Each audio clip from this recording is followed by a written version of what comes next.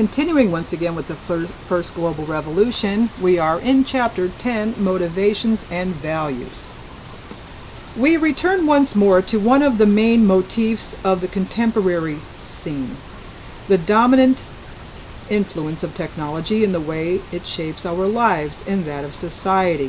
Starting from the Industrial Revolution, we have gradually adapted our inspirations and lifestyles to an ever more sophisticated and pervasive technology, which has permitted the enjoyment of what has been seen as material progress.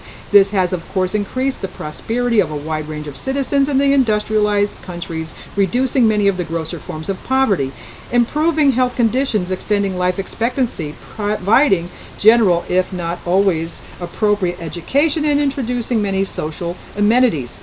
Recognition that technology has a determinative role in world development is relatively recent. Even today, the economic system, which relies so heavily on technological solutions to problems, has not yet fully come to terms with it. It is still implicit in the thinking of many economists that technological development arises from the interaction of economic forces and is, as it were, one of the muscles of Adam Smith's invisible hand. There is no doubt much truth in this. However, more and more technological innovations derive from discoveries in the scientific laboratories and could not have been foreseen. Therefore, science, which has to be seen as an autonomous force, gives rise to economy-motivated technology in creating new products and systems, and hence new demands.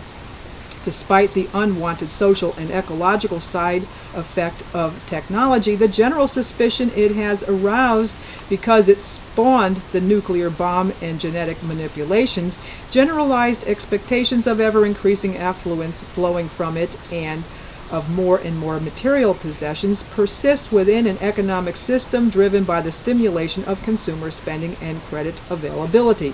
The luxuries of yesterday become the necessities of today.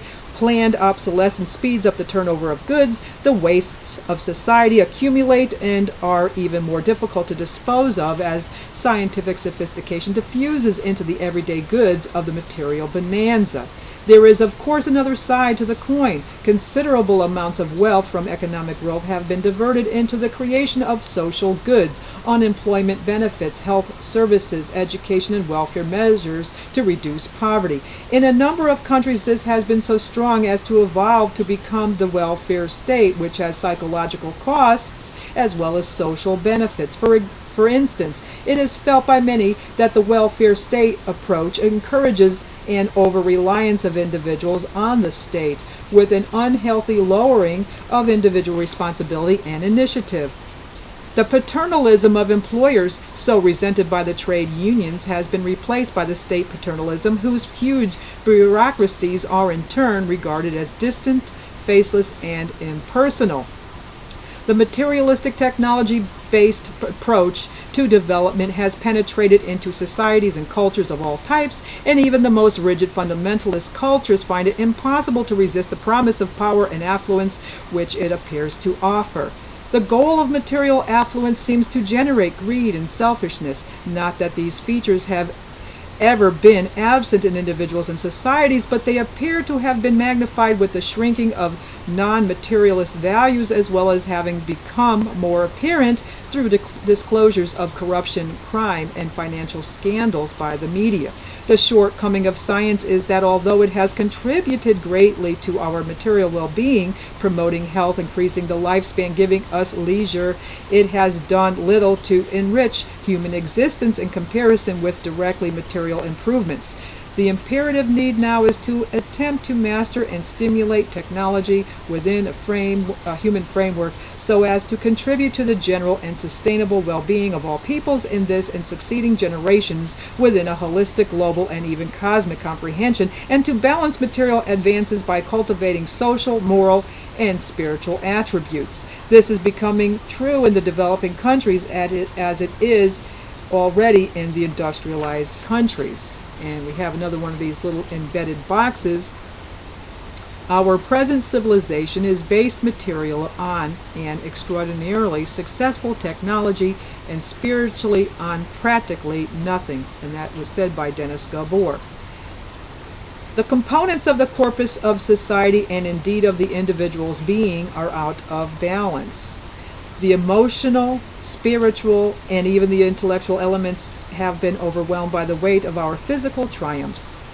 The establishment of a sane equilibrium can only come through a deeper understanding of the individual human being, a full awareness of our motivations, which honestly accepts both their negative as well as their positive aspects, and a creation within the self for the growth of wisdom and creativity. The problems both of the individual and of society lie deep within human nature. Without an intensive knowledge of inner limitations and potentialities and overt recognition of these, our approach to problem solving must remain at the level of recognizing symptoms of a disease undiagnosed. Attempts to prevent war, for instance, can never fully succeed unless we understand the arising of conflict within each of us. Egoism, of which selfishness is a manifestation, or the life force, as it used to be called in the first flush of Darwinism, is a property of all biological species and provides the primeval urge to survive, to reproduce, to prosper, and to excel. It is the driving force of innovation and progress, but it also constantly manifests itself in selfishness, greedy and antisocial behavior, brutality, lust for power, however petty, exploitation, and dominance over others.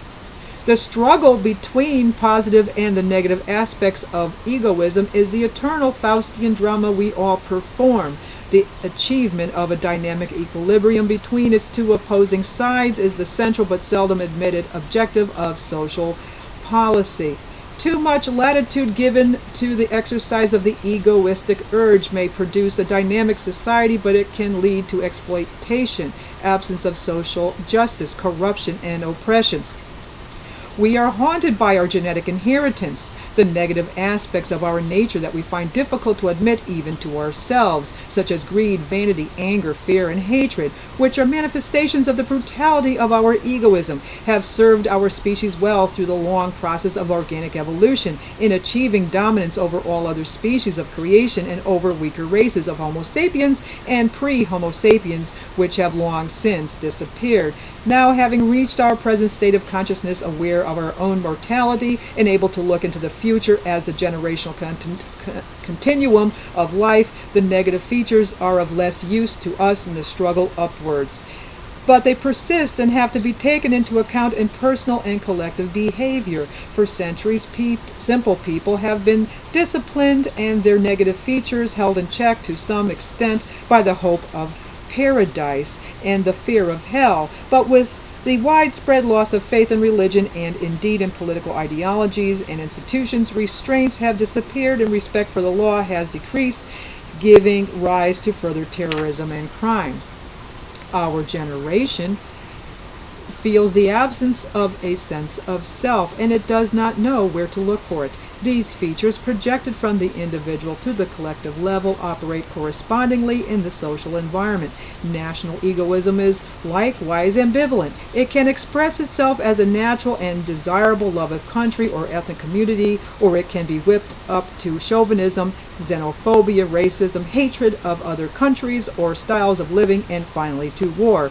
In international negotiations, it often surfaces as advocacy of narrow self-interest against the wider harmony and future well-being of a group of nations, including its own, and often seems to sacrifice longer-term self-interest to score immediate tactical points. And we'll pick up in the next chapter, in the next video, we will be picking up part 2 of Chapter 10, Motivations and Values.